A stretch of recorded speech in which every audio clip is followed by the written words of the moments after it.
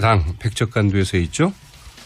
네네. 네, 문준용 씨 그 취업 특혜 의혹 그 증언 조작 판문으로 말 그대로 과연 그 국민의당 진로가 어떻게 될지 운명이 어떻게 될지 좀 알 수 없는 상황인데요. 네네.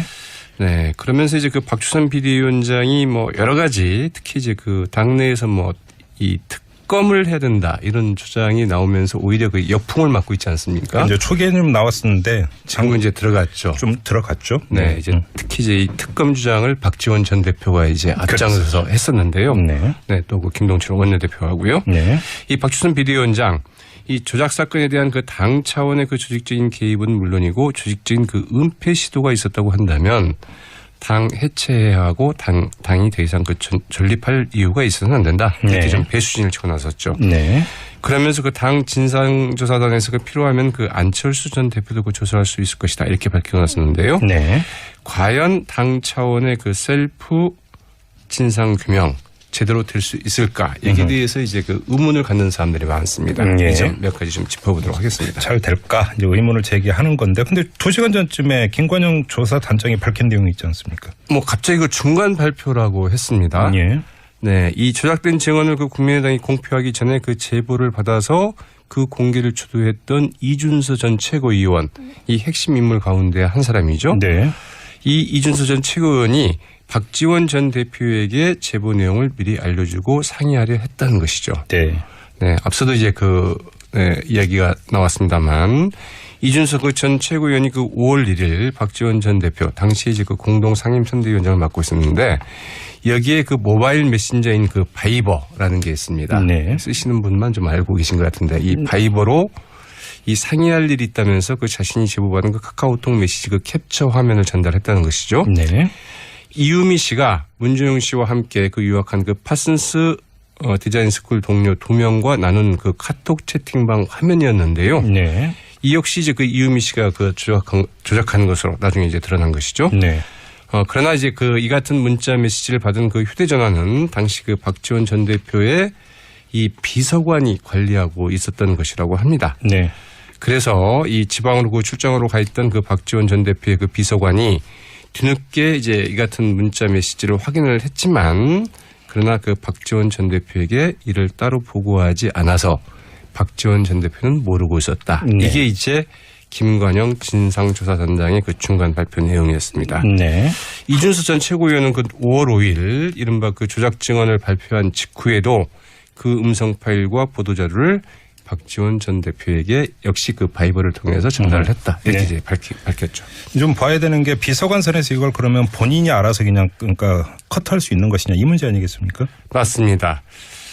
이제 사실 이제 그 문제도 그 문제고 이 진상조사단장을 맡고 있는 그 김관영 의원이 이제 중간 발표라고 오늘 하지 않았습니까? 예. 근데 이게 과연 그 중간 발표 성격이냐 아니면 이런 그 또 의혹지가 제기되니까 여기에 대해서 긴급한 해명에 나선 것이냐. 이제 이렇게 좀 바라볼 수도 있는 부분들인데 예. 물론 뭐 그동안 이 같은 내용이 그 조사가 됐고 또 여기에 대해서 기자들이 이제 문의하고 취재가 그 잇따르자 여기에 대해서 어떻든 이 불필요한 그 오해는 좀 불식시킬 수 있다. 그래서 이제 긴급하게 중간 발표를 뭐 할 수는 있었겠지만 예. 그러나 뭐 진상규명 차원이라기보다는 오히려 이 파문 진화에 급급한 것 아니냐. 좀 이런 인상을 주고 있는 거죠. 네. 그리고 말씀하신 것처럼 만약 중간 조사 발표였다고 한다면 여기에서 핵심은 왜 비서관이 이런 제보 이게 이제 얼마나 그 중대하냐에 대한 그 판단은 좀 다를 수 있겠습니다만 네. 이런 제보를 확인하고도 박지원 대표에게 그 전달하지 않았는가 이런 점에 대한 설명이 이 중간 발표에서는 빠져 있습니다. 조금 전에 인터뷰한 이상돈 의원은 박지원 대표가 무지하게 바빴던 사람이기 때문에 그럴 수도 있다고 주장하던데요. 이 박지원 전 대표가 그 직접 이 셀프 해명에 나섰습니다. 네. 바로 이제 몇 분 전에 한 20분 전에요. 예. 자기의 그 페이스북을 통해서 그때 이 비서관이 늦게 열어보았지만 당시 많이 나돌던 얘기로 알고 자신에게 보고하지 않았다고 하더라. 네. 이렇게 좀 이제 해명을 하긴 했습니다. 그래요? 네, 그리고 이제 사실은 이게 적어도 그 당 진상조사단의 그 중간 발표 정도가 되려 한다면 이 사안 말고도 지금 여러 가지 좀 몇 가지 좀 논란이 좀 되고 있는 사안들 있지 않습니까? 뭐 예. 대표적으로 이준서 전 최고위원이 이제 그 역시 주장하는 건데요. 이 이용주 의원, 그러니까 그 당시 그 공명선거 추진단장을 맡았었고 이 조작된 증언을 공표하는데 그 주도적인 역할을 했던 분이죠. 이 이용주 의원에게 사실은 이 발표 전에 이 녹취 파일을 다 전달을 했다. 네. 이렇게 이제 주장을 했지만 이용주 의원은 무슨 소리냐? 나는 이제 그 공표 때까지 이를 받은 바 없다. 이렇게 좀 달리 이야기를 하고 있거든요. 그러면 네네. 이러한 사실관계에 대해서라도 최소한 좀 중간 발표라고 한다면 어느 정도의 그 설명이 좀 필요했을 터인데 네. 그런 게 전혀 없었던 거죠. 그러니까 그럼 진상규명 조사단이 진상규명을 위한 칼이 아니라 방패 기능을 하고 있다 이렇게 보시는 겁니까? 네. 그렇게까지 좀 단정할 수는 없지만 그런 인상을 피할 수 없다는 것이죠. 네. 사실은 그 당 지도부나 그 선거를 주관했던 뭐 공명선거 추진단 그리고 이제 대선 후보였던 뭐 안철수 전 대표까지를 조사 대상으로 하겠다는 게 그 박주선 그 비상대책위원회 위원장의 이야기 아니겠습니까? 예. 그런데 이제 이런 조사를 사실은 그 당내 인사들로만 꾸렸다. 이 자체가 과연 제대로 그 진상 규명을 하겠다고 하는 것이냐 네. 이런 의문을 제가 낳고 있는 것이죠. 사실 뭐 신뢰할 만한 그 당의 인사를 주축으로 뭐 진상 조사를 좀 꾸리든지 네. 아니면 최소한 그 외부 인사 위주로 그 꾸려져 있는 이 당 혁신위원회에 정권을 두어서 이제 주어서 이걸 좀 하도록 했든지 했어야 되는 것 아니냐 예. 이런 지적들이 나오고 있는 이유죠. 네, 알겠습니다. 아무튼 지금 핵심적으로 좀 봐야 되는 게 왜 이렇게 그러면 검증이 부실했느냐. 지금 이 문제 상식적으로 계속 제기되는 문제가 바로 이거 아니겠습니까? 그렇죠. 사실은 이제 그 검찰도 이 대목도 들여다보겠다. 네. 이제 이런 입장을 좀 오늘 밝혔죠. 예. 그러나 사실 이제 이 부분은 검찰 수사로서는 그 한계가 있을 수밖에 없습니다. 국민의당 차원의 이제 반발이 있을 수도 있고요. 예. 또 이제 직접 뭐 말하자면은 이 범죄 사실과 연루되지 않은 당의 내밀한 사안까지를 들여다보기는 좀 힘든 대목이 있는 거죠. 네. 그래서 바로 당 차원의 그 진상조사에서 그 제대로 역할을 해야 한다고 한다면 바로 이런 대목일 텐데 그러나 지금 돌아가는 형편을 보면은 과연 이러한 작업을 제대로 해낼 수 있을지 상당히 좀 물음표가 붙습니다. 국민의당 지금 뭐 침몰 중에 있는 게 아닌가 싶고요. 그것도 이제 그 국민들과 그 지지자들이 뻔히 바라보고 있는 가운데 침몰하고 있는데 이 진상조사단이 과연 긴급 소방수 역할을 제대로 할 수 있을지 여부 좀 지켜봐야 될 것 같습니다. 좀 검찰을 수사가 진행 중이다 보니까 진상조사단의 스탠스가 상당히 어정쩡할 수밖에 없는. 사실은 이제 그 조작 사건 자체에 대한 조사는 검찰이 뭐 지금 하고 있기 때문에 그 뒤를 쫓아갈 수밖에 없는 그러니까요. 이런 형편이라고 해야 되겠죠. 알겠습니다. 자, 뉴스의 맥 여기까지 진행하죠. 수고하셨습니다. 네, 당 백적간도에서 있죠.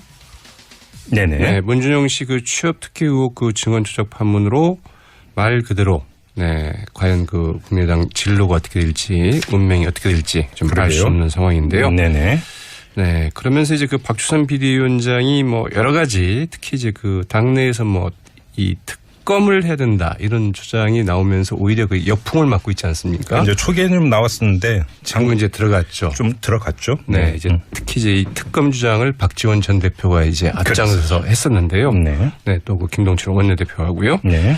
이 박주선 비대위원장 이 조작 사건에 대한 그 당 차원의 그 조직적인 개입은 물론이고 조직적인 그 은폐 시도가 있었다고 한다면 당 해체해야 하고 당이 더 이상 그 존립할 이유가 있어서는 안 된다. 이렇게 네. 좀 배수진을 치고 나섰죠. 네. 그러면서 그 당 진상조사단에서 그 필요하면 그 안철수 전 대표도 그 조사할 수 있을 것이다. 이렇게 밝히고 났었는데요. 네. 과연 당 차원의 그 셀프 진상규명 제대로 될 수 있을까? 여기에 대해서 이제 그 의문을 갖는 사람들이 많습니다. 예. 이 점 몇 가지 좀 짚어보도록 하겠습니다. 잘 될까? 규명을 하긴 했습니다. 그래요? 네, 그리고 이제 사실은 이게 이 적어도 그 당 진상조사단의 그 중간 발표 정도가 되려 한다면 이 사안 말고도 지금 여러 가지 좀 몇 가지 좀 논란이 좀 되고 있는 사안들 있지 않습니까? 뭐 예. 대표적으로 이준서 전 최고위원이 이제 그 역시 주장한 건데요. 이 이용주 의원 그러니까 그 당시 그 공명선거 추진단장을 맡았었고 이 조작된 증언을 공표하는데 그 주도적인 역할을 했던 분이죠. 이 이용주 의원에게 사실은 이 발표 전에 이 녹취 파일을 다 전달을 했다. 네. 이렇게 이제 주장을 했지만 이용주 의원은 무슨 소리냐? 나는 이제 그 공표 때까지 이를 받은 바 없다.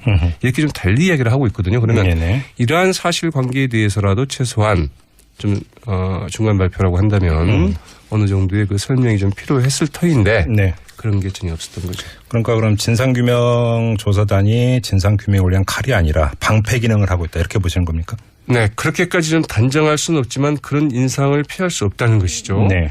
사실은 그 당 지도부나 그 선거를 주관했던 뭐 공명선거 추진단 그리고 이제 대선 후보였던 뭐 이제 의문을 제기하는 건데 근데 2시간 전쯤에 김관영 조사단장이 밝힌 내용이 있지 않습니까? 뭐 갑자기 그 중간 발표라고 했습니다. 예. 네, 이 조작된 증언을 그 국민의당이 공표하기 전에 그 제보를 받아서 그 공개를 주도했던 이준서 전 최고위원 이 핵심 인물 가운데 한 사람이죠. 네. 이 이준서 전 최고위원이 박지원 전 대표에게 제보 내용을 미리 알려주고 상의하려 했다는 것이죠. 네. 네, 앞서도 이제 이야기가 나왔습니다만 이준석 전 최고위원이 그 5월 1일 박지원 전 대표 당시 이제 그 공동 상임 선대위원장을 맡고 있었는데 여기에 그 모바일 메신저인 그 바이버라는 게 있습니다. 네. 쓰시는 분만 좀 알고 계신 것 같은데 이 바이버로 이 상의할 일이 있다면서 그 자신이 제보받은 그 카카오톡 메시지 그 캡처 화면을 전달했다는 것이죠. 네. 이유미 씨가 문준용 씨와 함께 그 유학한 그 파슨스 디자인 스쿨 동료 2명과 나눈 그 카톡 채팅방 화면이었는데요. 네. 이 역시 이제 그 이유미 씨가 그 조작한 것으로 나중에 이제 드러난 것이죠. 네. 그러나 이제 이 같은 문자 메시지를 받은 그 휴대전화는 당시 그 박지원 전 대표의 이 비서관이 관리하고 있었던 것이라고 합니다. 네. 그래서 이 지방으로 그 출장으로 가 있던 그 박지원 전 대표의 그 비서관이 뒤늦게 이제 이 같은 문자 메시지를 확인을 했지만 그러나 그 박지원 전 대표에게 이를 따로 보고하지 않아서 박지원 전 대표는 모르고 있었다. 네. 이게 이제 김관영 진상조사단장의 그 중간 발표 내용이었습니다. 네. 이준수 전 최고위원은 그 5월 5일 이른바 그 조작 증언을 발표한 직후에도 그 음성 파일과 보도자료를 박지원 전 대표에게 역시 그 바이버를 통해서 전달을 했다. 이렇게 네. 이제 밝혔죠.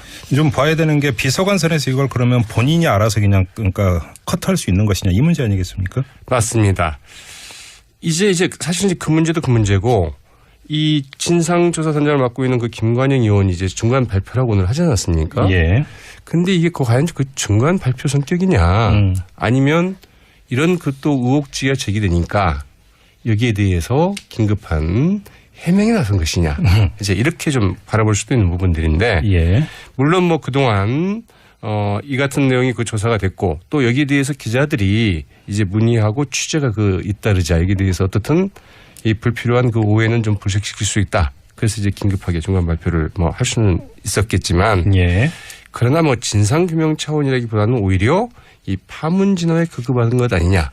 좀 이런 인상을 주고 있는 거죠. 네. 그리고 말씀하신 것처럼 만약 중간 조사 발표였다고 한다면 여기에서 핵심은 왜 비서관이 이런 제보 이게 이제 얼마나 그 중대하냐 여기에 대한 그 판단은 좀 다를 수 있겠습니다만 네. 이런 제보를 확인하고도 박지원 대표에게 전달하지 않았는가 이런 점에 대한 설명이 이 중간 발표에서는 빠져 있습니다. 조금 그런데 전에 인터뷰한 이상돈 의원은 박지원 대표가 무지하게 바빴던 사람이기 때문에 그럴 수도 있다고 주장하던데요. 이 박지원 전 대표가 직접 이 셀프 해명에 나섰습니다. 네. 바로 이제 몇 분 전에 한 20분 전에요. 예. 자기의 그 페이스북을 통해서 그때 이 비서관이 늦게 열어보았지만 당시 많이 나돌던 얘기로 알고 자신에게 보고하지 않았다고 하더라. 네. 이렇게 좀 이제